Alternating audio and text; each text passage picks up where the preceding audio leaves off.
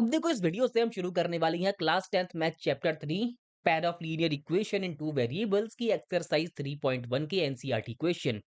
And इससे पहले ही आपको ये एक्सरसाइज शुरू करने के लिए जो भी कॉन्सेप्ट हैं, जो भी फॉर्मूलाज हैं, वो सभी मैंने आपको एक वीडियो में अच्छे से करवा दिए हैं, बिल्कुल डीपली एक्सप्लेन करके।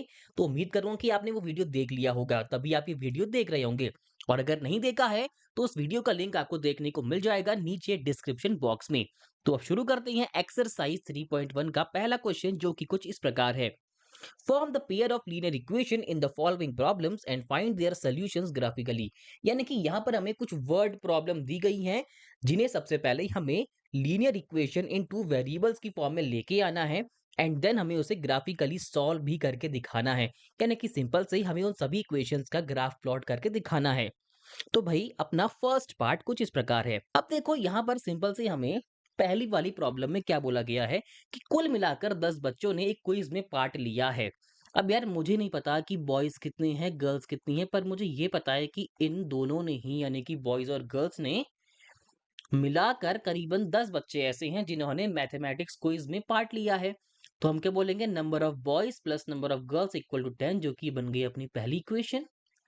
एंड उसके बाद हमें यह भी बोला गया है कि number of girls is 4 more than the number of boys. यानी कि क्या बोला गया है कि गर्ल्स जो हैं वो बॉयज से 4 ज्यादा हैं। गर्ल्स जो हैं वो बॉयज से 4 ज्यादा हैं, यानी कि बॉयज से 4 ज्यादा। बॉयज में अगर 4 और जोड़ दिए जाएंगे तब जाके वो नंबर ऑफ गर्ल्स के बराबर बन पाएंगे, कुछ ऐसी बात है।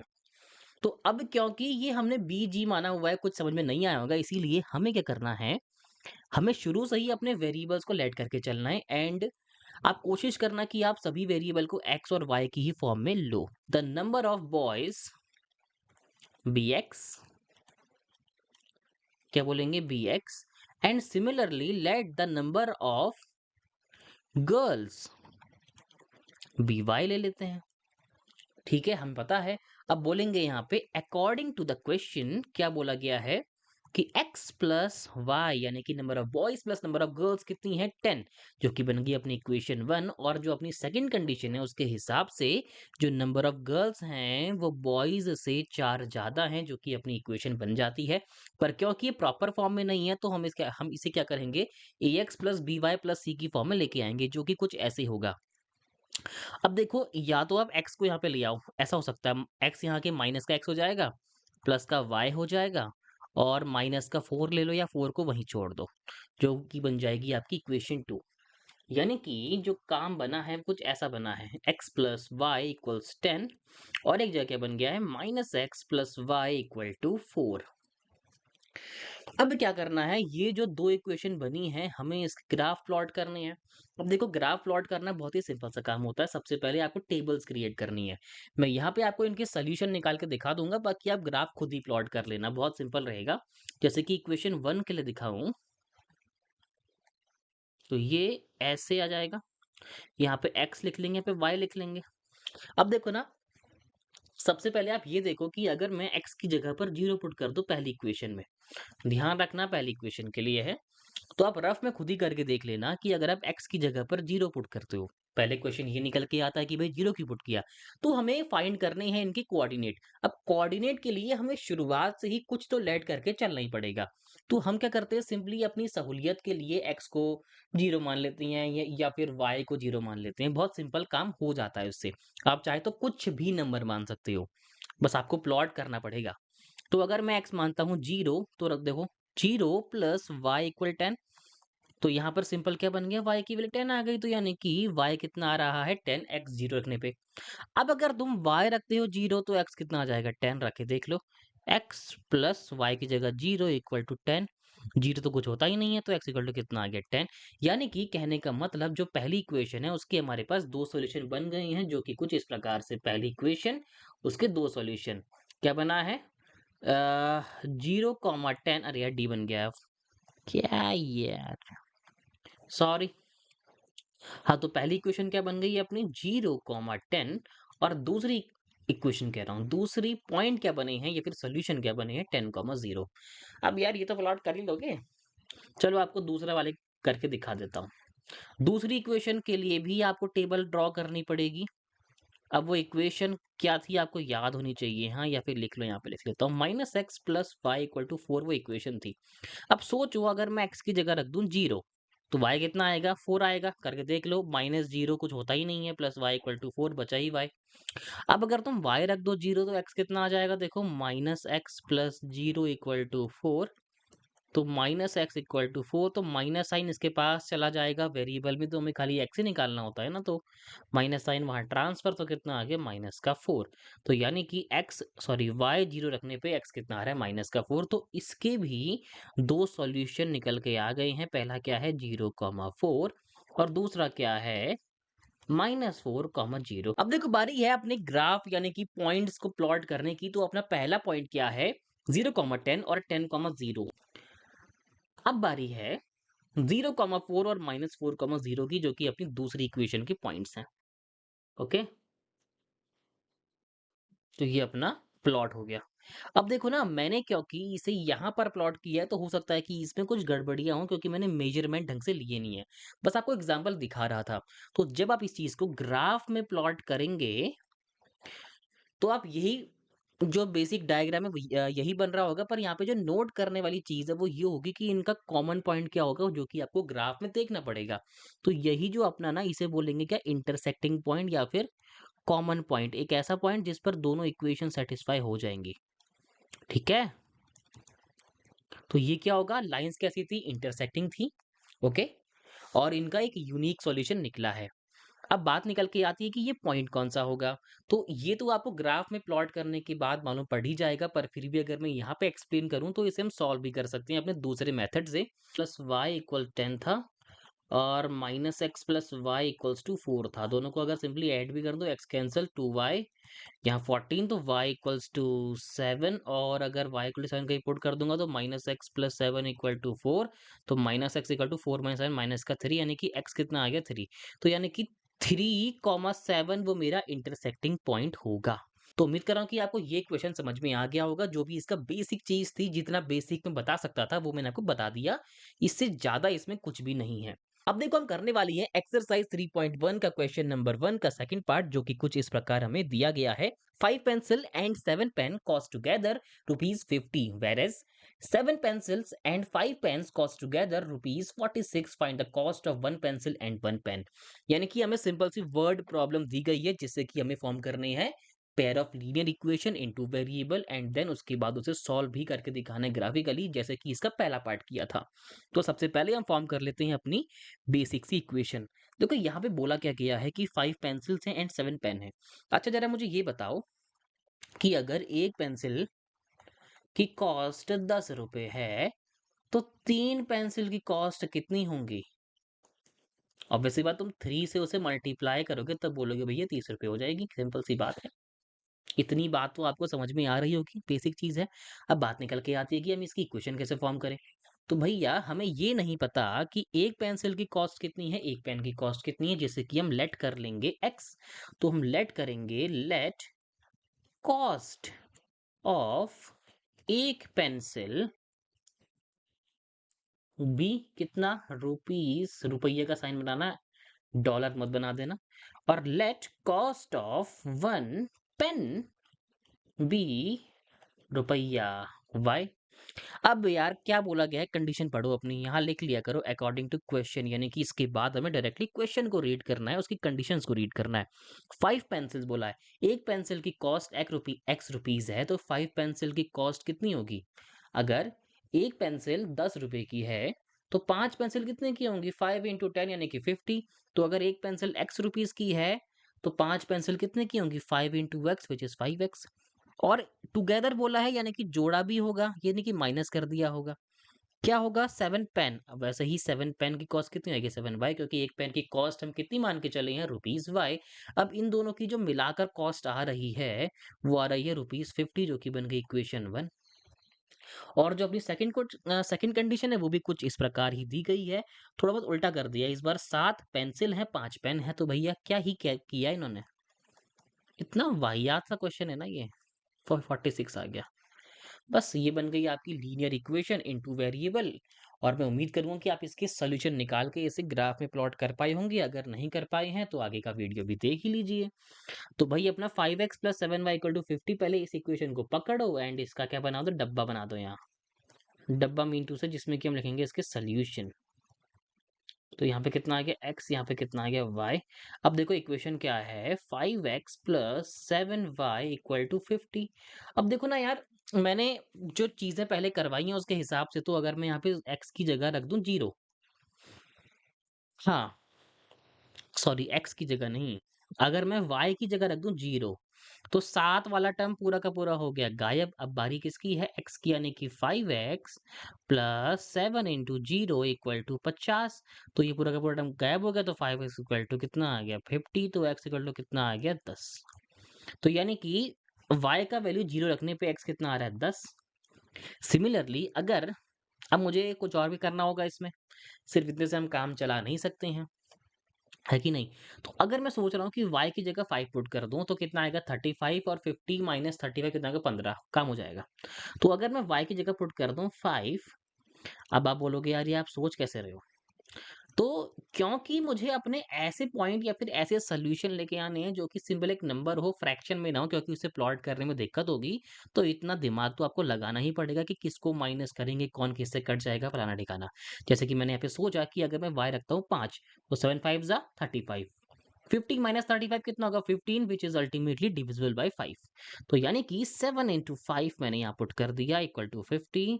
तो 5x प्लस 35 इक्वल टू 50। तो भैया 5x कितना आ जाएगा 15, और 5 नीचे भेजेंगे तो x कितना आएगा 3। तो यानी कि मेरे दो बन गए 10,0 एंड 3,5, जिन्हें बड़े आराम से प्लॉट कर सकता हूँ। हो सकता है कि किसी बुक में कुछ और सॉल्यूशन हो, आपका कुछ और आ रहा हो, कुछ भी पुट कर सकते हैं, बात एक ही पढ़ने वाली है। इनका नेचर चेंज नहीं होगा, इंटरसेक्टिंग है तो इंटरसेक्टिंग ही होगा, जिसके लिए हमने फॉर्मूला भी पढ़ा था। देखो चेक कर लो, a1 by a2 not equal to b1 by b2 ही आ रहा है, ठीक है। 5/7 नॉट इक्वल टू 7/5 दिख रहा है, इंटरसेक्टिंग ही बनेगा। अब बारी है दूसरी इक्वेशन की, जो कि अपने पास क्या थी 7x, सॉरी 5x, नहीं कहाँ थी 7x प्लस 5y, ओके। तो दूसरी इक्वेशन क्या है 7x plus 5y equal to 46। अब ये थोड़ा मामला पेचीदा है, यहाँ पे आपको सोचना पड़ेगा, मेरे साथ ही सोचना, क्योंकि बस यहाँ पे देर सॉल्यूशन बनाने की ही है, बाकी तो फिर काम आसान ही होता है। कुछ और तरीके भी हो सकते हैं, पर इस मेथड से थोड़ा आपको सोचने की जो कैपेबिलिटी है वो भी इंक्रीज होगी, ठीक है। तो x अगर मैं रखता हूँ 0 ना, तो ये कटने नहीं वाला, बिल्कुल नहीं कटेगा, मालूम मुझे। और क्या हो सकता है सोचिए, अगर मैं अगर मैं y रख दूं तब भी कुछ नहीं होने वाला। हाँ, तो और क्या हम पुट कर सकते हैं, 7x प्लस 5y है, मैं जानता हूँ कि 7 6 42 होता है, पर क्योंकि यहाँ पर y की जगह ऐसा मैं कुछ पुट नहीं कर सकता जिससे कि मेरा अब यहाँ पे 42 बन रहा हो। अगर मैं यहाँ पे 1 रखूं तो 46 माइनस 5 कितना होगा 41 होगा, जो कि कोई फायदा देगा नहीं आई थिंक। अगर मैं y रखता हूँ -1 तो 51 हो जाएगा, जो कि कटेगा, या फिर नहीं तो 7 6 42 7 नहीं नहीं कटेगा। फिर उसके बाद अगर मैं यहाँ पर पुट करूँ 10 तो 56 हो जाएगा। तो हाँ मेरा काम बन सकता है कुछ ना कुछ। तो अगर मैं यहाँ पे पुट करता हूँ y की जगह पर -2, तो क्या हो जाएगा देखिए 7x plus 5 into -2 equal to 46। तो कितना आएगा 7x -10 इक्वल टू 46, -10 वहां जाके +10 विच इज 46 प्लस 10 56। यहाँ कितना आ गया 7x, तो x कितना आ गया 8 जा 56, कटता तो है, काम हो गया। अब आप बोलोगे इतना टफ क्यों बताया यार, यहाँ से सोचने की जो कैपेबिलिटी थोड़ी बढ़ जाएगी और कुछ नहीं। थोड़े बहुत आपको पॉइंट सोचने आने चाहिए, जैसे कि मैंने अभी आपके सामने लाइव सोचा है। चलो अगला भी सोचते हैं, क्या हो सकता है, क्या रख सकते हैं, माइनस में भी आपको रखना आना चाहिए ना, थोड़ा सोचो। और क्या पुट करें यहाँ पे कि कट कुट जाए। तो मैंने रखा था -10, अगर मैं यहाँ पे सोचो रखूं -3 तो 15 हो जाएगा, तो 46 प्लस 5 कुछ काम नहीं करेगा मेरा, 5 4 5 6 61 हो जाएगा, जो कि कटता नहीं, 63 कटता है, और मैं 63 से शायद बना नहीं सकता। तो अब चलो एक्स में कुछ और पुट करते हैं जिससे कि मुझे कुछ टेबल मिल जाए या फिर कुछ कटे इसमें। अगर मैं यहाँ पे रखता हूँ 53 तो नहीं कटेगा, अगर मैं रखता हूँ 14 46, हाँ, अगर मैं x की जगह रखता हूँ 2, रखो 7 into two plus 5y equal to 46, 7 टू ज़ा हो गया आपका 14। अच्छा, ऐड करना था ना, तो मैं माइनस का कर देता हूँ, जिससे कि ये -2 हो गया, माइनस का 14 हो गया, प्लस 5y इक्वल टू कितना आएगा 46। तो 5y इक्वल टू कितना आ गया, देखो 46 प्लस 14 हो गया, वो 6 4 10, 4 1 5 1 6 60 आ गया 5y। तो दिख रहा है y इक्वल टू कितना आ गया 12, यानी कि x की जगह अगर मैं पुट कर दूं -2, तो y कितना आ गया 12। तो बस 2 पॉइंट मिल गए, 8 कॉमा माइनस का 2, और क्या आ गया माइनस का 2 कॉमा 12। तो ये सारे के सारे पॉइंट बन गए हैं। अभी इसे आपको प्लॉट करना आना चाहिए।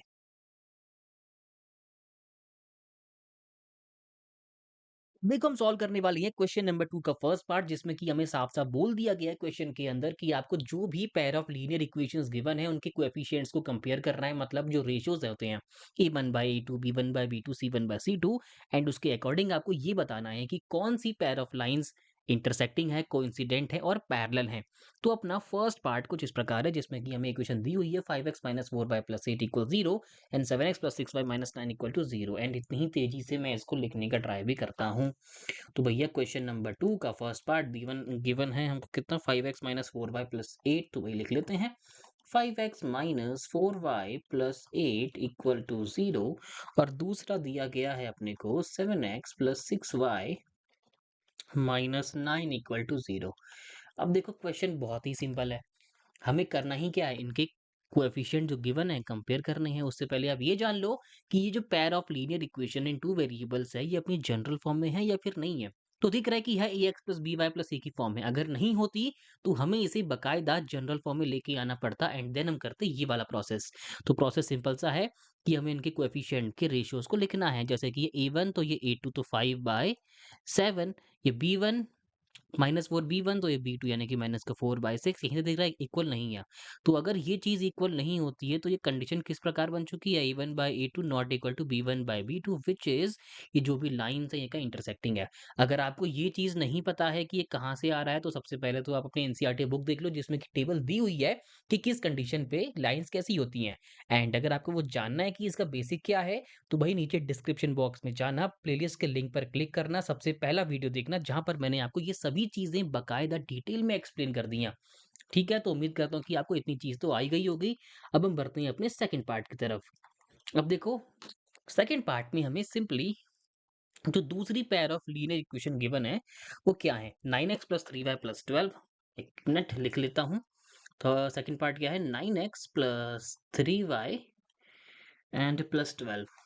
अच्छा, ये बात जान लेना कि सबसे पहले वाले पार्ट में जो इंटरसेक्टिंग लाइन्स आई है ना, तो इसका मतलब उसका एक ही सॉल्यूशन एग्जिस्ट करेगा, यानी कि यूनिक सॉल्यूशन। इतना तो पता ही होगा आपको। अब क्या है, 18x + 6y + 24, तो 18x + 6y + 24 = 0। अब देखो, ये वाली जो इक्वेशन है ना, बहुत सिंपल है। इसका आप a1/a2 यानी कि 9/18, b1/b2 यानी कि 3/6, c1/c2 यानी कि 12/24। तो अगर इसे सॉल्व किया जाए, तो ये 1/2 1/2 1/2 आता है। कट तो रहा ही है ना? पता होगा इतना तो यार, ये क्या बता रहा हूँ मैं अभी। ठीक है? तो क्योंकि इसमें हमारे सारे के सारे ही कोएफ़िशिएंट इक्वल हो गए हैं, कंडीशन याद होगी, एक बार टेबल चेक कर लो। a1/a2, b1/b2 और c1/c2, ये सभी अगर बराबर होती हैं, तो इसका मतलब ये लाइन्स कैसी हैं? कोइंसिडेंट। कोइंसिडेंट का मतलब क्या होता है कि जो लाइन्स हैं, एक दूसरे को ही ओवरलैप कर रही हैं, एक के ऊपर एक है। और अगर ऐसा होता है, तो साफ पता है कि कोइंसिडेंट पे जब लाइन ओवरलैप करेंगी, तो एक दूसरे को बहुत सारे पॉइंट पर टच कर रही होंगी, और अगर एक भी लाइन एक भी पॉइंट पर टच करती है, तो उसका एक सॉल्यूशन काउंट कर लेते हैं। ये इसको इनफाइनाइट पॉइंट पे टच कर रही होगी, तो क्या हो जाएगा? Infinitely many solution. इतना तो आप लिख ही लोगे, स्पेलिंग देख लेना। Infinitely many solution. उम्मीद करता हूँ कि आपको ये पार्ट भी अच्छे से क्लियर हो गया होगा। अब बढ़ते हैं अपने थर्ड पार्ट की ओर। थर्ड पार्ट में हमें सिंपली पार्ट जो गिवन है, वो क्या गिवन है? 6x - 3y + 10। Okay, her first of all लिख लेते हैं क्या गिवन है। 6x - 3y plus 10 equal to 0 और दूसरा क्या गिवन है 2x minus y 2x minus y plus 9 equal to 0। अब देखो यहाँ पर बात सिंपली क्या करी गई है a1/a2 b1/b2 c1/c2 करना है। तो 6/2 हो गया माइनस 3/-1 हो गया और 10/9 हो गया। तो हमें दिख रहा है कि 2 3 6 कटेगा यानी कि यहाँ 3 आएगा, यहाँ माइनस से माइनस कैंसिल होगा तो यहाँ पे 3 आएगा, बट ये 10/9 नहीं चलेगा। ओके, तो ये कंडीशन अपनी कैसी हो गई है, बिल्कुल पैरेलल लाइंस वाली, जिस कंडीशन में हमें कहा जाता है कि a1/a2 b1/b2 बराबर तो होते हैं बट c1/c2 बराबर नहीं होता। तो लाइंस कैसी होंगी, ये पैरेलल। अब खुद बताओ, अगर लाइन पैरेलल होगी तो क्या एक दूसरे को किसी पॉइंट पर टच करेगी? अगर नहीं करी होगी तो बोलेंगे इसके नो सॉल्यूशन, इसका मतलब इसका एक भी सॉल्यूशन एग्जिस्ट नहीं करेगा। उम्मीद करता हूँ कि आपको ये चीज समझ में आ चुकी होगी। अपना चौथा पार्ट है। अब देखो फोर्थ पार्ट में भी सेम ही काम करना है। अच्छा, फोर्थ पार्ट है ही नहीं, सॉरी। अब बढ़ते हैं अपने तीसरे क्वेश्चन की ओर, जिसमें कि साफ साफ कहा गया है कि हमें यही काम करना है, यानी कि जो रेशियोज दिए गए हैं a1/a2 b1/b2 c1/c2 उन्हें कंपेयर करना है। एंड इस बार हमें बताना है कि जो following pair of linear equations हैं वो कंसिस्टेंट हैं या फिर इनकंसिस्टेंट है। अब देखो, ये क्वेश्चन करने से पहले अब एक बेसिक सा जान लो कि कंसिस्टेंट और इनकंसिस्टेंट होता क्या है। तो फर्स्ट ऑफ ऑल कंसिस्टेंट और इनकंसिस्टेंट जानते हैं। देखो, कोई भी pair of linear equation in two variables consistent तब कहलाती है जब उसका एक भी सॉल्यूशन एग्जिस्ट कर रहा हो। तो यानी कि कम से कम एटलीस्ट बोल सकते हैं, एटलीस्ट वन सॉल्यूशन तो एग्जिस्ट करना ही चाहिए। और अगर एटलीस्ट वन सॉल्यूशन एग्जिस्ट करवाना है तो ये सिर्फ दो ही कंडीशन में हो पाता है, इंटरसेक्टिंग इंटरसेक्टिंग और दूसरा क्या होता है, कोइंसिडेंट। जब लाइंस ऐसी हो यानी कि इंटरसेक्टिंग हो और कोइंसिडेंट हो, तभी हमारा जो pair of linear equation in two variable है वो कंसिस्टेंट कहलाती हैं। बाकी बचा लास्ट केस यानी कि पैरेलल वाला, तो वहां पर लाइंस कैसी होती, इनकंसिस्टेंट, क्योंकि वहां पर एक भी सॉल्यूशन एग्जिस्ट नहीं कर रहा होता है। तो उम्मीद करता हूँ कि आपको इतना बेसिक सा पार्ट क्लियर हो चुका होगा। ये मैंने आपको पहले वाले वीडियो में एक्सप्लेन नहीं किया था, बस यहाँ पे कर दिया। उतना बड़ा नहीं था, सिंपल सा ही था। अपना फर्स्ट पार्ट यहाँ पे बोला गया है 3x plus 2y equals to 5। क्या बोला गया है, 3x plus 2y equal to 5। उम्मीद कर रहा हूँ कि आप भी मेरे साथ कर रहे होंगे। वैसे तो आसान ही है, पर फिर भी अगर आपको वीडियो स्लो लगती है तो आप इसे 2x स्पीड पर देख सकते हैं। ओके, हाँ, तो यहाँ भी हमें कोफिशिएंट कंपेयर ही करना है, इतना कुछ बहुत टफ नहीं है। 3/2 कर लो, 2/-3 कर लो, और ये देखो इसको यहाँ पे लाएंगे, फॉर्म में लाएंगे ना, तो ये माइनस का 5 माइनस का 7 हो जाएगा। तो कुछ ऐसा हो जाएगा, साफ दिख रहा है, कोई बराबर नहीं है। यहाँ 3/2 है, यहाँ 2/3, लेट मी चेक अगेन। 3/2 और 2/3, हाँ तो ये बराबर नहीं है। बराबर नहीं है इसका मतलब कैसी है, लाइन इंटरसेक्टिंग है। और अगर इंटरसेक्टिंग होगी तो इसका कम से कम एक ही सॉल्यूशन एग्जिस्ट करेगा। सॉरी, कम से कम नहीं, सिर्फ एक ही करेगा। जिसे क्या बोलते हैं हम, unique solution. Let me right here, इसे इसका एक ही सॉल्यूशन एग्जिस्ट करेगा, यानी कि यूनिक सॉल्यूशन। बहुत सिंपल चीज थी, आ गई होगी। अब बढ़ते हैं सेकंड पार्ट की ओर, जिसमें कि हमें इक्वेशन दी गई है 2x माइनस 3y। अब देखो ना, इसको पहले से फॉर्म में लिख लेता हूँ। 2x minus 3y minus 8 equal to 0। ax plus by plus c की फॉर्म बन गई। दूसरा 4x माइनस 6y माइनस 9, तो 4x माइनस 6y माइनस 9, ये भी ax plus by plus c की फॉर्म बन चुकी है। ओके, यहाँ 8 है, यहाँ 9 है, 2/4 हो गया, -3/-6 हो गया, और माइनस का 8/-9 हो गया। साफ साफ दिख रहा है, 2 1 2, 2 2 4, 3 1 3, 3 2 6, ये कटेगा ही नहीं। तो यानी कि ये कैसा बन गया है, 1/2 बराबर हो गया 1/2 के, बट नॉट इक्वल टू 8/9। इसका मतलब ये जो पेयर ऑफ लीनियर इक्वेशन हमें दी गई है, ये कैसी है, पैरेलल है। ये हमेशा पैरेलल की ही कंडीशन होती है ऐसी, और अगर पैरेलल है तो इसका एक भी सॉल्यूशन एग्जिस्ट नहीं करेगा, तो बोल देंगे क्या, नो सॉल्यूशन। अब देखो, इतना बेसिक तो आपको आ ही गया होगा, उम्मीद करता हूँ। अगर ऐसी बात है तो आपको थर्ड और फोर्थ पार्ट में करके दिखा देता हूँ। थर्ड पार्ट कुछ अलग सा दिख रहा है, उम्मीद करता हूँ कि थोड़ा टफ तो होगा। थर्ड पार्ट में हमें क्या बोला गया है, 3/2x प्लस 5/3y। तो लिख लेते हैं भैया, 3/2x plus 5/3y equal to 7। Okay, अच्छा, मैं तो इसको फॉर्म में लिखूंगा, तो मैं इक्वल टू 7 नहीं लिखने वाला, मैं डायरेक्टली फॉर्म में लिखूंगा, तो इसको यहीं पे ले आऊंगा। हो जा भाई सिलेक्ट क्या है? हाँ, हो गया इक्वल टू 0। और दूसरा क्या है 9x माइनस 10y माइनस 14। तो भैया ऐसे लिख लेंगे 9x माइनस 10y माइनस का 14 इक्वल टू 0। भैया बहुत ही सिंपल क्वेश्चन है। आपको बस फ्रैक्शन का थोड़ा लॉजिक पता होना चाहिए। ए वन बाई टू करना है तो इसको ऐसे लिखो 3/2 upon 9। B one by two करना है तो आपको क्या करना है 5/3 है 5/3 अपॉन माइनस का 10। और यहाँ कितना चल रहा है माइनस का 7 बाय माइनस का 14। ये मैं टेढ़ा क्यों लिख रहा एकदम से? चलो इसको अगले पन्ने में आपको दोबारा से ढंग से लिख के दिखा देता हूँ। तो एक बार आप इसे खुद भी कॉपी करके देख लो। 3/2 अपॉन कितना है अपने को 9 दिया गया है इक्वल टू कितना है 5/3 है अपॉन माइनस का 10 दिया गया है। और यहाँ कितना दिया है कि माइनस का 7 अपॉन माइनस का 14। अब देखो आपको एक बात सिंपल सी समझनी है कि ये जो 3/2 है ये पूरा का पूरा क्या है न्यूमरेटर और ये क्या है पूरा का पूरा नॉट डिनोमिनेटर है। क्योंकि न्यूमरेटर अपना फ्रैक्शन में है तो आप अपने डिनोमिनेटर को फ्रैक्शन में कर लो अपनी सहूलियत के लिए। 9 के नीचे कुछ नहीं है तो हम जानते हैं जिसके नीचे कुछ नहीं होता है तो उसके लिए 1 होता है। तो यहाँ भी देखा जाए ऊपर वाला यानी कि 5/3 ये भी जो न्यूमरेटर है ये भी फ्रैक्शन में है। इसका मतलब अपनी सहूलियत के लिए हमें जो डिनोमिनेटर है उसे भी फ्रैक्शन में करना होगा। तो 10/1 हो जाएगा। यहाँ हमें ऐसा कुछ करने की ज़रूरत नहीं है, दिख रहा है माइनस से माइनस कट रहा है। अब देखो होता क्या है, ऐसे वाले केस में होता क्या है, अब ये 4 नंबर बन गए हैं 3/2/9/1 बहुत कॉम्प्लेक्स दिख रहा होगा, होता कुछ नहीं है। सबसे नीचे वाले नंबर का मल्टीप्लाई सबसे ऊपर कर दीजिए और सबसे और बाकी जो बच रहे हैं उनका आपस में, यानी कि 3 इंटू 1 हो जाएगा। लिख दे रहा हूँ बस मैं 3 इंटू 1 हो जाएगा 2 इंटू 9 हो जाएगा। उम्मीद करता हूँ कि आपको ये पार्ट क्लियर हो गया होगा।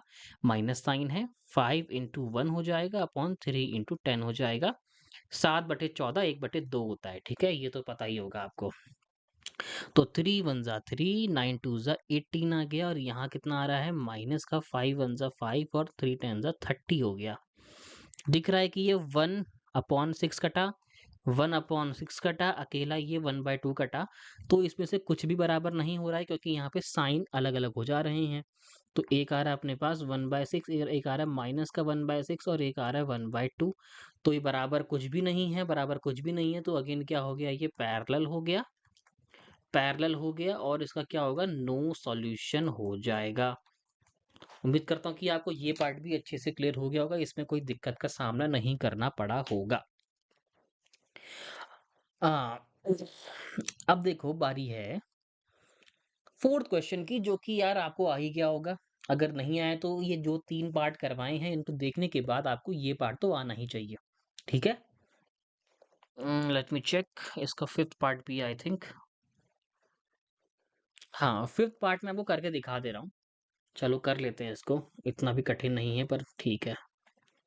हाँ तो ये 5th पार्ट में क्या बोला गया हमको 4/3x बोला है। देखो यहाँ भी फ्रैक्शन आएगा 4/3x हो जाएगा प्लस 2y इक्वल टू 8 हो जा रहा है। 2x प्लस 3y इक्वल 12 हो गया, यानी कि 2x plus 3y equal to 12 हो गया। ओके, तो बहुत सिंपल है। यहाँ भी हमें क्या ही करना है, कोएफिशिएंट तो कंपेयर करना है, ये तो कुछ भी नहीं है यार। वर्ड प्रॉब्लम आएगी तब जाके थोड़ा मजा तो आएगा, कम से कम 2 यहाँ पे हो जाएगा और 2 बाय ये मैंने क्या लिखा है 8 लिखा होगा ना, 8 ही लिखा होगा फिर। अब मैं कह रहा हूँ तो 8 ही लिखा होगा, तो माइनस का 8 बटे माइनस का 12। लेट मी चेक अगेन यार। तो भैया 4/3x है 4/3x है 2y है 2y है 8 है 8 है 2x और 3y लिखा है 3y है ना, ये वही मैं कहूँ, ये 8 नहीं है बबुआ, ये तो 3 है। तो इसको हम काट के 3 कर लेते हैं। ओके, इसके बाद हमारे पास 8 और 12 है सिंपल। हाँ तो भाई यहाँ भी सेम होगा, यहाँ नीचे 1 कर लोगे तो 4 1 4 हो जाएगा, 2 3 जा 6 हो जाएगा, यानी कि 4/6 यहाँ पे आ रहा है। और ये 2/3 हो गया। अच्छे से कर लेते हैं चलो नीचे लिख देता हूँ। तो 4/6 हो गया, 2/3 हो गया, माइनस माइनस कैंसिल तो 8/12 हो गया। तो 2 4 जा 8 2 6 जा 12 2 2 जा 4 2 0 6 कट गया 3। क्या है यार 4 से काट लेता, और यहाँ 2 से यहाँ 3 से। तो दिख रहा है कि यहाँ 2/3 2/3 और 2/3 तीनों क्या है, बराबर आ चुके हैं। अगर ये बराबर आ चुके हैं तो मतलब ये कैसी कंडीशन है, कोइंसिडेंट लाइन की कंडीशन है। और अगर लाइन्स कोइंसिडेंट होती हैं तो उनके कितने सॉल्यूशन होते हैं भैया बता दो, इनफाइनाइटली मैनी। अब अगर ऐसा है तो कहानी खत्म है। बाकी का जो बचा वो फोर्थ पार्ट तब आप खुद से करिएगा, बहुत सिंपल कहानी है, इतना भी कोई है नहीं। अब बारी है अपने फोर्थ क्वेश्चन की, जो कि हमें कुछ इस प्रकार दिया गया है। फोर्थ क्वेश्चन में बोला गया है, which of the following pair of linear equations are consistent slash inconsistent, question mark दिया गया है। If consistent obtain the solution graphically. अब देखो यहाँ पर भी ना कुछ अलग नहीं कह रहा है, हमसे बस बोल दिया गया है कि बस चेक कर लो कि कंसिस्टेंट है या इनकंसिस्टेंट है, और अगर कंसिस्टेंट है तो उसका सॉल्यूशन बनाओ ग्राफिकली। अब सॉल्यूशन ग्राफिकली कैसे निकालते हैं, हमें कुछ नहीं करना है, इनको ग्राफ में प्लॉट करना है। अगर इंटरसेक्टिंग हुआ, मेनली इंटरसेक्टिंग के लिए ही होता है, तो वहां पे क्या होता है, जिस पॉइंट पे कट कर रहा है हमें वो पॉइंट निकालना होता है, जो कि हम इससे पहले इसके पहले वाले क्वेश्चन के 2 पार्ट्स में कर चुके हैं, वही सेम काम यहाँ भी करेंगे। उम्मीद करता हूँ कि आपको ग्राफ वाला पार्ट आता होगा। तो x plus y equal to 5, अब देखो ग्राफ में यहाँ पे अच्छे से बना नहीं पाऊंगा, तो मैं उसके जो सॉल्यूशंस है वो यहाँ पर लगा दूंगा, बस समझा दूंगा कि होगा कैसे, यार खुद भी तो करो कुछ, है कि नहीं। 2x plus 2y equal 10, x plus y equal 5, तो क्या है 2x plus 2y equal to 10 हो गया, ओके। अब देखो देखने से ही लग रहा है, अगर आप इनके कोएफिशिएंट को कंपेयर कर लो तो ये एक ऐसी फॉर्म आ रही है, 1/2 1/2 1/2 की फॉर्म आ रही है, इसमें कोई दिक्कत नहीं है। और अगर 1/2 है तो हाँ भैया ये राइट कर देते हैं, ये होता है कंसिस्टेंट। और हमसे बोला गया कि अगर कंसिस्टेंट है तो इसका सॉल्यूशन निकाल के दिखाओ ग्राफिकली। तो बहुत सिंपल है कि नहीं। सॉल्यूशन हम निकालते कैसे हैं, देखो x plus y equal to 5 है, तो इस इक्वेशन को लिखने के बाद आगे से बना दिया जाएगा एक बॉक्स, और यहाँ पे लिखना है हमें x, यहाँ पे लिखना है y। x 0 पुट करो y 5 आएगा, y 0 पुट करो x 5 आएगा, तो अपने 2 पॉइंट निकल के आ गए, 0,5 और 5,0। इसमें कोई दिक्कत वाली बात आपको नहीं लगी होगी, ठीक है। अब देखो ना हमें मजे की बात क्या है, अगर आप 2x plus 2y equal to 10 करोगे तो भी आपके लिए कुछ अलग नहीं होने वाला है, यही सेम काम हो जाएगा, रिपीट हो जाएगा। देखो x हो गया, y हो गया, तो अगर x पुट कर दोगे 0, तो 2 into 0 plus 2y equal to 10, तो 2y इक्वल टू 10, तो y इक्वल टू कितना आ गया, 5 आ गया, है कि नहीं।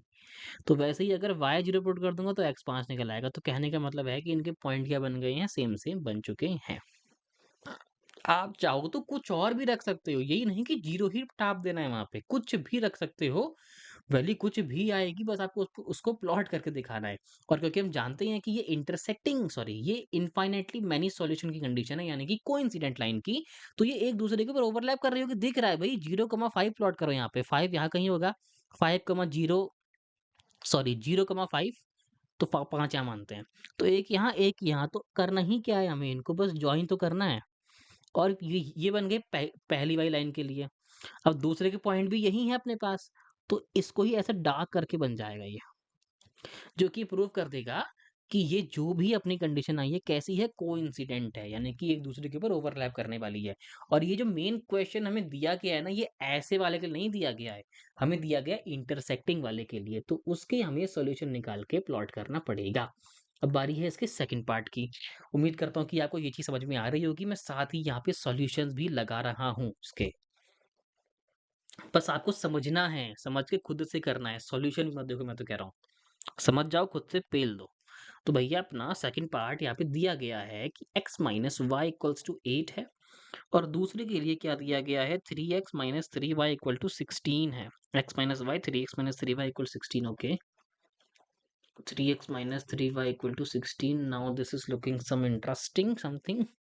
तो 1/3 यहाँ पे हो गया, माइनस माइनस 1/3 यहाँ पे हो गया, और नॉट इक्वल 8/16 हो जाएगा, क्योंकि 8/16 करेंगे तो माइनस माइनस लगा देंगे तो कैंसिल हो जाएगा। वाह, ये कितना 1/2 हो जाएगा, तो ये 1/3 है, 1/3 बराबर है 1/2 है, यानी कि नॉट इक्वल। तो भाई यहाँ पे हमें जो कंडीशन दिख रही है वो कैसी है, पैरेलल लाइन की कंडीशन है। और अगर ये लाइंस पैरेलल हैं, इसका मतलब इनका एक भी सॉल्यूशन एग्जिस्ट नहीं कर रहा होगा। और अगर एक भी सॉल्यूशन एग्जिस्ट नहीं करेगा तो कैसी लाइन हो जाएगी, inconsistent. And if it is inconsistent तो हमें यहाँ पे कुछ भी नहीं करना है, इसका ग्राफ भी नहीं बनाना है क्वेश्चन के हिसाब से। और बना के करेंगे क्या, खाली दो लाइन खींचनी होगी पैरेलल। मजा तो इंटरसेक्टिंग वाला बनाने में है। अब देखो थर्ड पार्ट में हमें क्या बोला गया है, 2x plus y minus six equal 0, 4x minus 2y minus 4। तो लिख लेते हैं इसको पहले अच्छे से। अब देखो आप वीडियो को ना थोड़ा सा स्पीड में कर लिया करो, जब जब भी मैं क्वेश्चन लिख रहा हूँ तो इसको स्किप कर लिया करो, ओके। इतना कुछ फालतू इसको देखने की जरूरत है नहीं, सॉल्यूशन देखो आगे बढ़ो। 2x plus y minus six equal to 0, 4x minus 2y minus 4, okay. 4x minus 2y minus 4 equal to 0, उम्मीद करता हूँ मैं ठीक लिख रहा हूँ। 2x प्लस वाई माइनस 6 और 4x minus 2y minus 4, okay, बिल्कुल बढ़िया। अब क्या करेंगे, हम इसको कोफिशिएंट को पहले कंपेयर कर लेंगे, यानी कि 2/4 और यहाँ पे कितना हो जाएगा, 1 बचा माइनस का 2 और यहाँ कितना हो जाएगा, माइनस का 6 बटे माइनस का 4 दिख रहा है, पहले इक्वल नहीं है। 1/2 तो आ रहा है, पर साथ ही ये माइनस का आ रहा है जो कि बराबर नहीं होता, तो आगे कंपेयर करने की जरूरत ही नहीं है। इसका मतलब ये जो भी पेयर ऑफ लीनियर इक्वेशन मैंने बना दिया है, सॉरी, इसका मतलब ये जो भी pair of linear equation in two variable हमको गिवन है, ये कैसी है, इंटरसेक्टिंग है। और अगर ये इंटरसेक्टिंग है तो इसका सिर्फ एक ही सॉल्यूशन एग्जिस्ट करेगा, जो कि हमें मिलेगा इसका ग्राफ प्लॉट करके।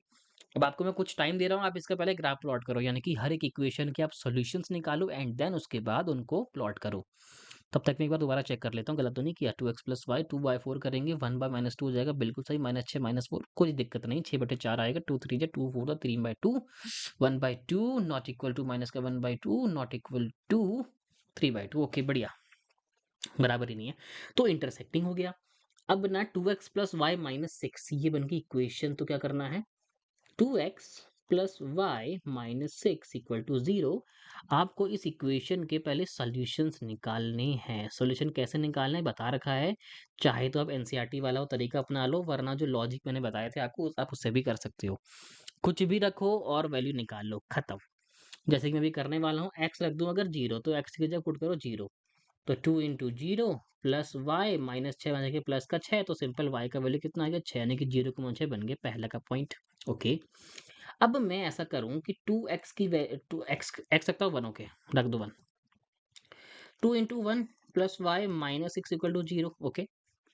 2 1 2 होता है, 2 माइनस 6 माइनस का 4 आएगा, y माइनस 4 इक्वल टू 0, तो y का वैल्यू कितना आ गया 4, तो 1,4 अपने 2 पॉइंट बन गए, नहीं बन गए, 0,6 और 1,4।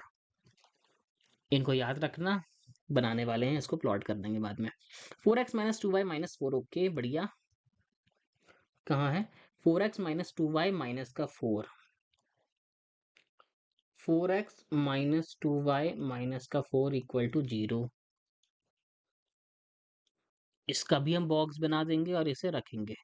अब देखो x रख देंगे 0, अगर x रख देंगे 0 तो 4 इंटू 0 माइनस का 2y, वहां जाके प्लस का 4, तो y का वैल्यू कितना आ गया, ये टर्म पूरी की पूरी 0, तो 4 अपॉन माइनस का 2 यानी कि y का वैल्यू कितना आ गया -2, दिख नहीं रहा होगा, 0, -2 पहला पॉइंट हो गया।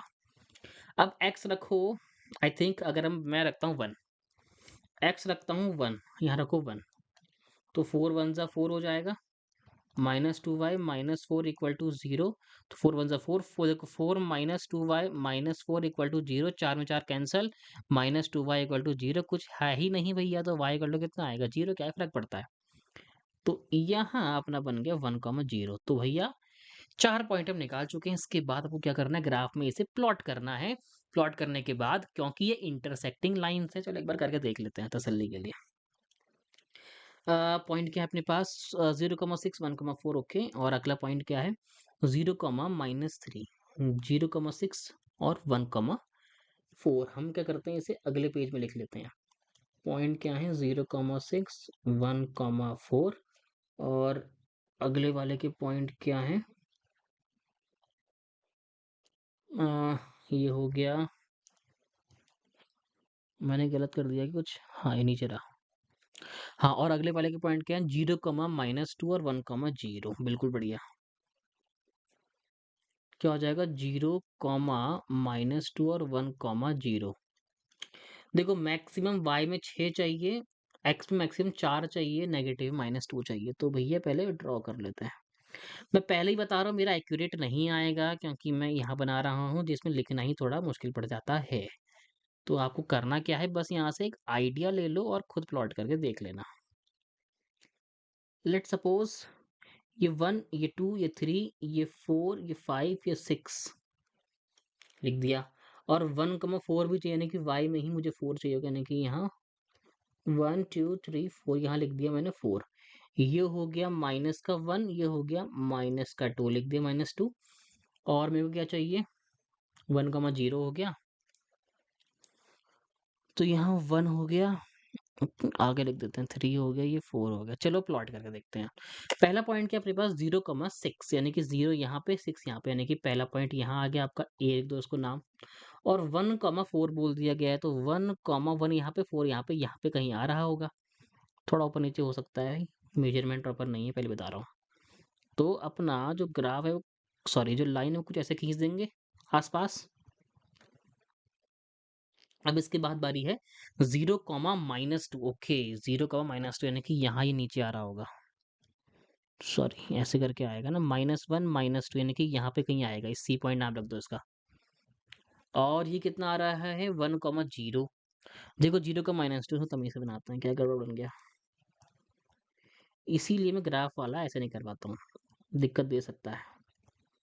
तो मैंने इसका सॉल्यूशन लगा दिया होगा, पर फिर भी आप अपने आईटी के लिए एक बार देख लो। -2 यहाँ हो गया, तो ये अपना सी पॉइंट हो गया। और अगला पॉइंट क्या अपने पास 1,0, यानी कि 1 पे ही होके यहाँ पे रुक गया। तो अपना ये ग्राफ कुछ ऐसे बन जाएगा, यहाँ से ड्रॉ करके आप ऐसे बना सकते हो इसे। तो अभी जो इंटरसेक्टिंग पॉइंट है अपना वो ये वाला है, आपको इसके बेस पे देखना है। यानी कि जब आप इसे ग्राफ के अंदर प्लॉट करोगे तो ये आपका क्या होगा, एक कॉमन पॉइंट हो जाएगा, इंटरसेक्टिंग पॉइंट हो जाएगा, या फिर आपका यूनिक सॉल्यूशन हो जाएगा। तो उम्मीद करता हूँ कि आपको ये पार्ट अच्छे से क्लियर हो गया होगा, एक बार अच्छे से देख लो, ठीक है। अब बारी है अपने अगले क्वेश्चन की ओर, यानी कि अगला पार्ट की ओर, जिसमें कि हमें साफ साफ बोला गया है 1 2 3 कर चुके हैं, 4 कर चुके हैं, सॉरी कर रहे हैं। फोर्थ पार्ट में हमें क्या बोला गया है, 2x - 2y - 2, ये कुछ अतरंगी सा लग रहा है। 2x - 2y - 2 = 0, और क्या आ रहा है 4x - 4y - 5, ये तो पैरेलल है, 4x - 4y - 5। तो साफ साफ दिख रहा है भाई, यहाँ पे क्या हो रहा है, 2/4 हो गया, -2/-4 हो गया, और -2/-5 हो गया, यानी कि ये माइनस माइनस कैंसल, 1/2, 1/2 और नॉट इक्वल टू कितना, 2/5। विच इज ये लाइन कैसी है, पैरेलल है, और अगर पैरेलल है तो इसका एक भी सॉल्यूशन एग्जिस्ट नहीं करेगा।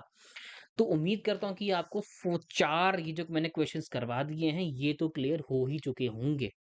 अगर नहीं आया तो नीचे कमेंट कर दीजिएगा, आपको वहाँ पे समझा दूंगा। वैसे आ ही गया होगा, इतना कुछ टफ नहीं था इसके अंदर। ओके, अब देखो हम सॉल्व करने वाले हैं एक्सरसाइज 3.1 का क्वेश्चन नंबर 5, जिसमें कि हमें कहा गया है if the perimeter of a rectangular garden whose length is 4 metre more than its width is 36 metre, find the dimensions of the garden.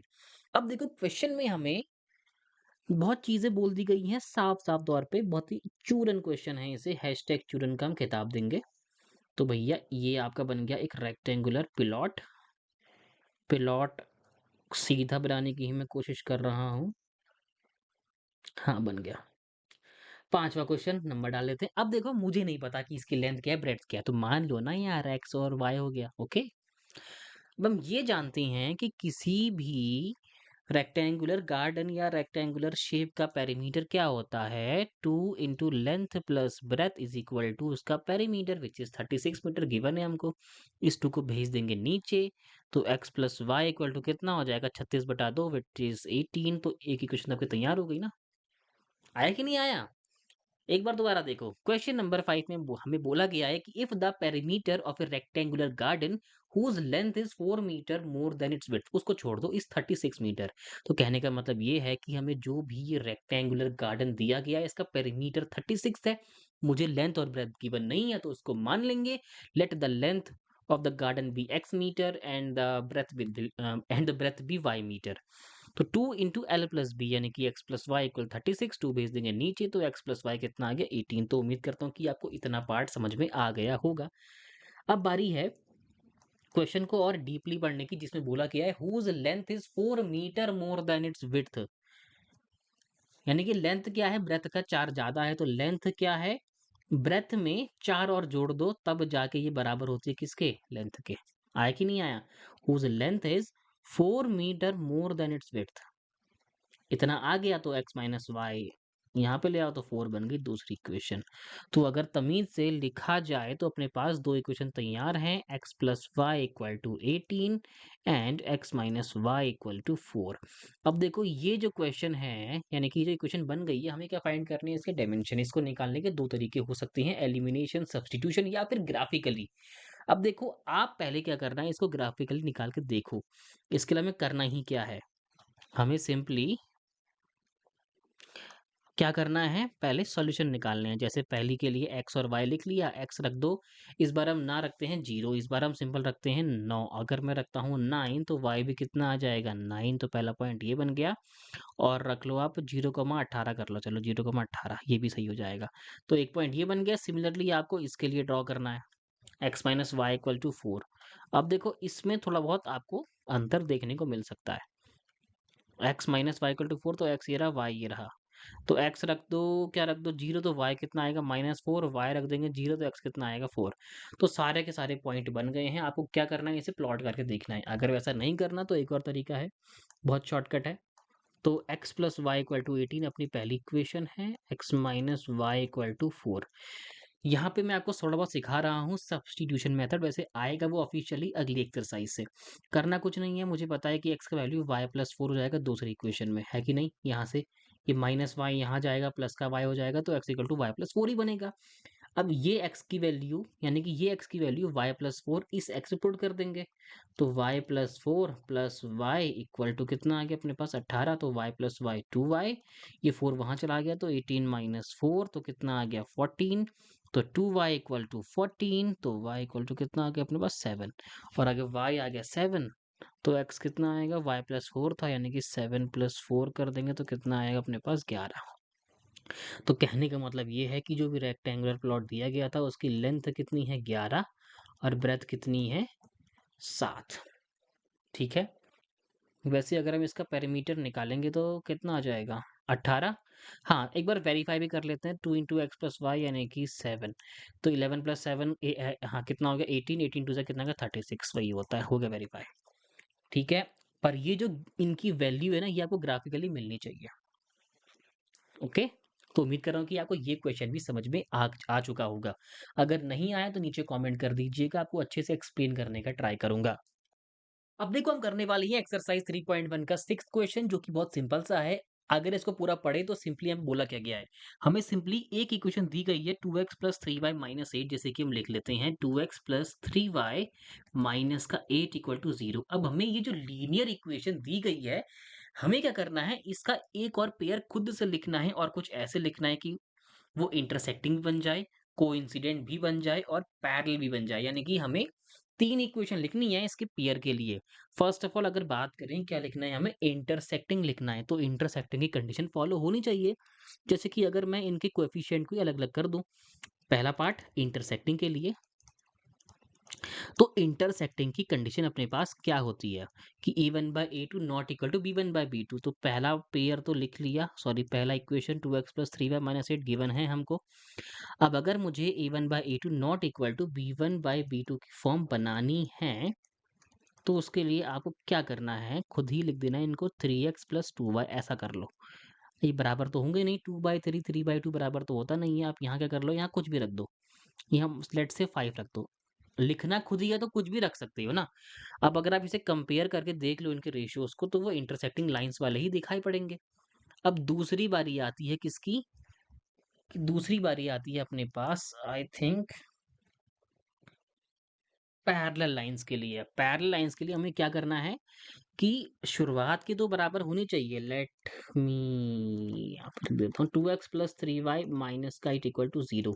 इस इक्वेशन के करस्पॉन्डिंग एक और इक्वेशन लिखनी है जो कि पैरेलल लाइंस की कंडीशन शो करे। तो पहला क्या होता है, उसकी कंडीशन क्या होती है कि a1/a2 बराबर तो होते हैं, बट c1/c2 बराबर नहीं होता है। तो इनका डबल करके लिख दो ना, 4x plus 6y minus 7 equal to 0। लो हो गया, कुछ भी तो लिखनी है। अब थर्ड पार्ट के लिए क्या करना है आपको, कोइंसिडेंट या फिर इनफाइनाइटली मेनी सॉल्यूशन, तो उसके लिए सारे आपको डबल लिख देने हैं। लेट मी राइट यहाँ थर्ड पार्ट और यहाँ सेकंड पार्ट। थर्ड पार्ट क्या है, इनफाइनाइटली मेनी सॉल्यूशन या फिर कोइंसिडेंट लाइंस। तो 2x प्लस 3y माइनस का 8 इक्वल टू 0। और यहाँ पे कंडीशन कैसी होनी चाहिए कि a1 by a2 b1 by b2 बराबर c1 बाय c2, सब क्या होना चाहिए बराबर। तो इनका डबल लिखना चालू करो, 4x प्लस 6y और 8 का दोगुना माइनस का 16 इक्वल टू 0। चेक कर लेना, यही बनेगा। ठीक है, तो उम्मीद करता हूँ कि आपको ये पार्ट भी समझ में आ गया होगा। अब देखो बात करते हैं 7 क्वेश्चन के बारे में, जिसमें कि आपको मैं पहले समझाऊंगा कि ये क्वेश्चन को करना कैसे है, इसमें एक्चुअल में करना क्या है, एंड देन उसके बाद आप उसे खुद से ट्राई करना और फिर देखना मेरा वाला सोल्यूशन। ओके, तो भाई क्वेश्चन में हमें साफ साफ बोला गया है कि भैया दो इक्वेशन दी गई हैं, दो linear equation in two variables हमको गिवन है, which is x minus y plus one equal to zero, and दूसरी अपने पास 3x plus two y minus 12 equal to zero. Okay, तो ये दोनों इक्वेशन को देखते ही आपको सबसे पहले ये देखना है कि इनका टाइप क्या है। क्योंकि इसमें दोनों ही यानी कि a1 by a2 not equal to b1 by b2 हो रहा है, तो इसका मतलब ये कैसी कंडीशन है आपकी। ऑब्वियस सी बात है, ये इंटरसेक्टिंग है, और अगर इंटरसेक्टिंग है तो यानी कि इनका एक ही सॉल्यूशन निकलेगा, विच इज यूनिक सॉल्यूशन। और अगर यूनिक सॉल्यूशन निकलेगा तो भाई ग्राफ जानते हो ना कैसा बनेगा। इसके लिए आपको अलग से सॉल्यूशन निकालना पड़ेगा, इसके लिए आपको अलग से निकालना है, एंड देन उसे ग्राफ में प्लॉट करना है, एंड आपकी बनेगी दो इंटरसेक्टिंग टाइप की लाइंस। जैसे कि मैं आपको दिखा देता हूं, सपोज करो ये हो गया और ये, ठीक है। ये आपका कार्टेशियन प्लेन है, तो सपोज करो एक लाइन आपकी ऐसी आ गई और दूसरी लाइन आपकी ऐसे आ गई, ठीक है। अब इसके साथ ही क्वेश्चन में हमें एक और चीज बोली गई है कि जैसे ही आप इन दोनों ही इक्वेशन की सॉल्यूशन खुद से निकाल कर ग्राफ में प्लॉट करते हो, तो वहां पे आपका एक ट्रायंगल फॉर्म हो रहा होगा, एंड स्पेशली जो ट्रायंगल बन रहा है वो आपको एक्स एक्सिस वाला शो करना है। यानी कि जो भी ट्रायंगल एक्स एक्सिस की ओर बन रहा है आपको इसको शेड कर देना है। तो सपोज करो ये ऐसा बन जाता है, तो अपना जो ट्रायंगल है वो कौन सा है, एक्स एक्सिस की ओर। ये होती है अपनी एक्स एक्सिस। तो यानी कि इसको कुछ इस तरीके से हम शेड कर देंगे। ओके, और यहाँ पे यानी कि ये पॉइंट और ये पॉइंट जो भी आ रहा होगा उसे हम क्या कर देंगे, वर्टिसेस के नाम पे लिख लेंगे बगल में।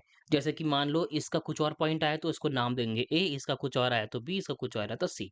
तो भैया अपना एक ट्रायंगल भी तैयार हो गया ए बी सी नाम से, और उसके बाद उसको शेड भी कर दिया, एंड उसके हमें एबीसी के वर्टिसेस यानी कि कोऑर्डिनेट भी पता है। तो यही आपको इस पूरे क्वेश्चन में करना है।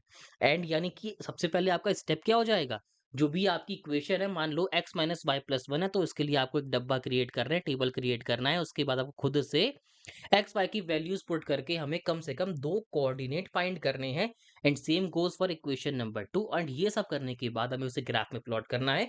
ग्राफ में जब दोनों ही इक्वेशन को प्लॉट कर देंगे तो वहां पे हमें एक ट्रायंगल बनता हुआ दिखेगा, स्पेशली वो वाला ट्रायंगल जो कि एक्स एक्सिस की ओर से बन रहा है। तो उसके बाद हमें उसे शेड कर देना है, और जिस जिस पॉइंट पे वो इंटरसेक्ट कर रहे हैं, यानी कि वो ट्रायंगल के जो तीनों कोने हैं उनकी जो पॉइंट बन रहे हैं, हमें उसे लिख देना है। ओके, तो उम्मीद करता हूँ कि आपको ये क्वेश्चन समझ में आया आया होगा कि इसे करना कैसे है, एंड इसके बाद आपने इसे खुद से ट्राई भी किया होगा। अगर आपको फिर भी नहीं आ रहा है तो आप मेरा वाला सॉल्यूशन चेक कर सकते हो, जो कि मैंने ऑलरेडी लिख दिया है। ओके,